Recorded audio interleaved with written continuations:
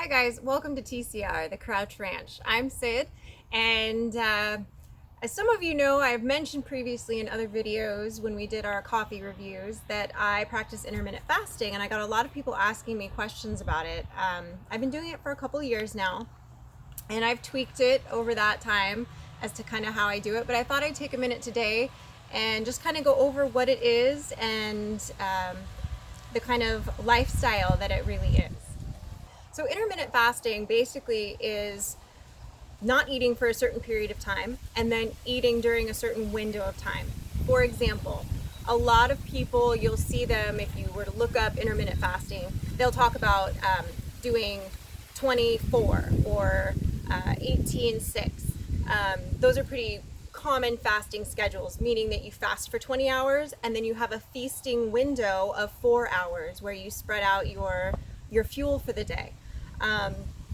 I personally do somewhere between a 20 to a 24-hour fast, and then I usually do most days about a 1 to a 1.5 hour window for myself. Sometimes on the weekends, if we have an event or something, I'll extend my window to a 4 or 6 hour window.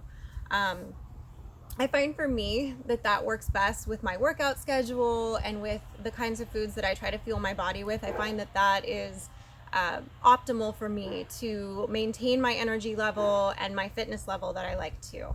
A lot of people will say, well, you have to do keto to make it work or whatever. That's not true.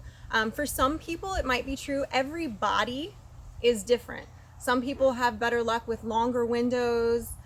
Some people fail at longer windows because they tend to just kind of graze during their whole window. So the key to intermittent fasting is kind of playing around with a little bit and figuring out what window works best for you and your lifestyle, your work schedule, your sleep patterns, all of that. One of the books that I really like that I kind of feel is a good go-to to sort of explain it in a non-scientific way is a book called Delay, Don't Deny by Jen Stevens, and I'll post a link down there. That'll be in our Amazon store.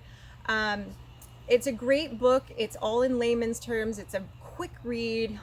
It really does explain it very well. She also references a lot of other more sciencey books, as she puts it, that go into the details of your body reaching ketosis and what that is. The idea behind ketosis is that your body is using up the glycogen stores and basically depleting that.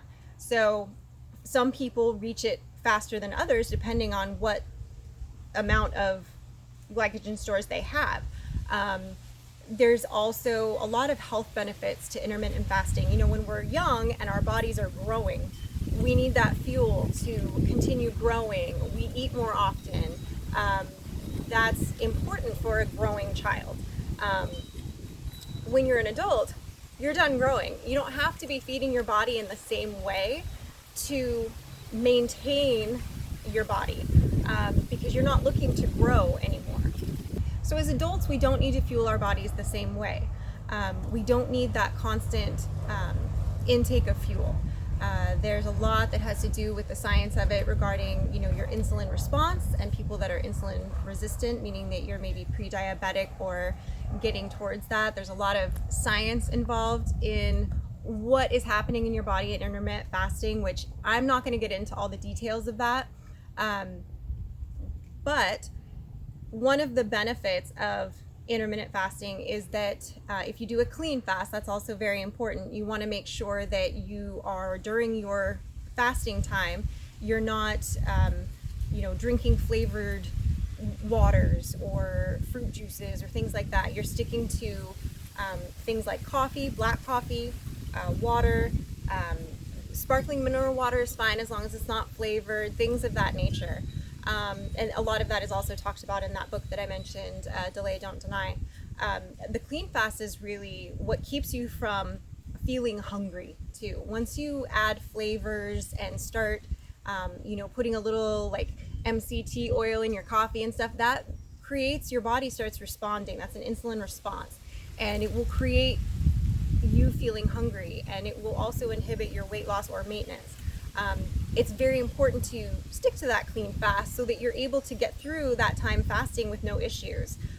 You will be sleeping better, you will be having more energy if you are able to do that. It usually takes about, for everyone's different, a lot of people find that 3 months is kind of the magic number. You start seeing a lot of changes in the first month, but 3 months, it sort of really starts to all come together for a lot of people.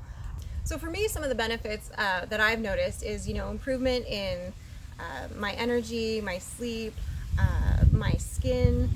There's a lot of things, little subtle things that you notice. A lot of people too will talk about, and this is one of those words that's really difficult to say, and a lot of people say it differently, but I believe it's aphagy, where it's basically your body kind of eating some of its own tissue. So things like, a lot of people that have a lot of excess weight, they find that when they do intermittent fasting, that it actually helps reduce a lot of the loose skin issues that you have, because your body kind of takes care of it. It gets rid of it in that process.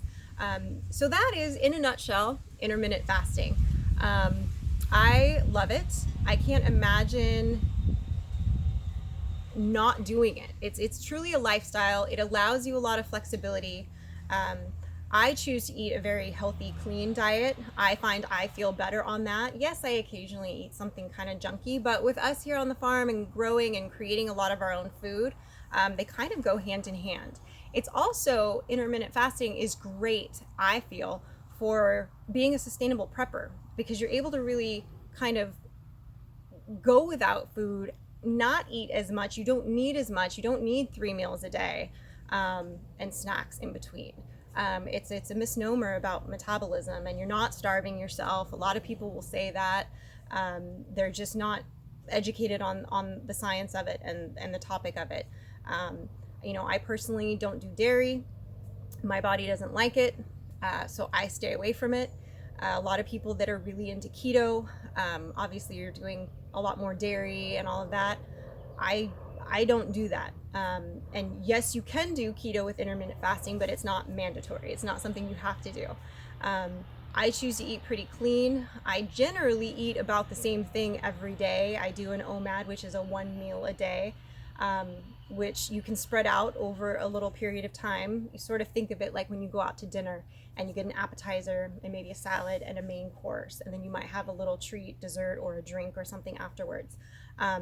If you kind of think of that condensed and portion sized appropriately, you still don't want to be overeating in your window, but you learn to recognize the signs of when you're satiated, when you've had enough, when your body's full, and you recognize that, and you're satisfied until the next time your window opens.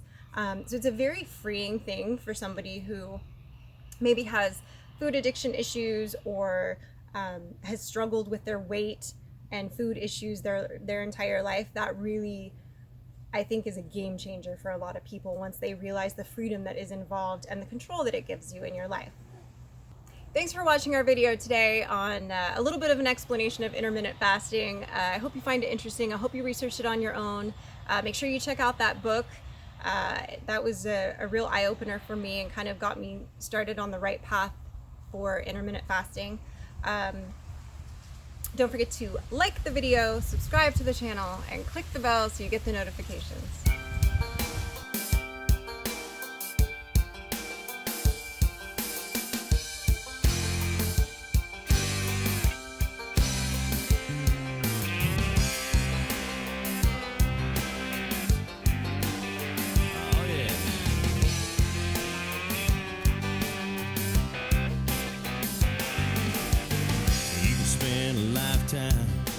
Putting your dreams on paper, figure out an angle of attack.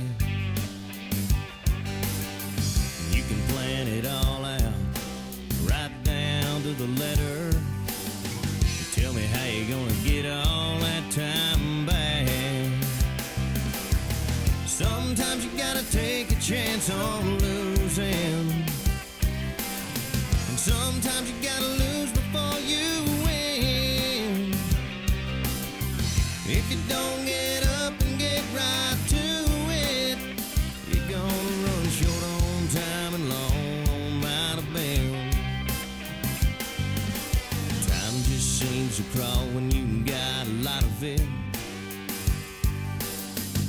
So hurry, I'll get there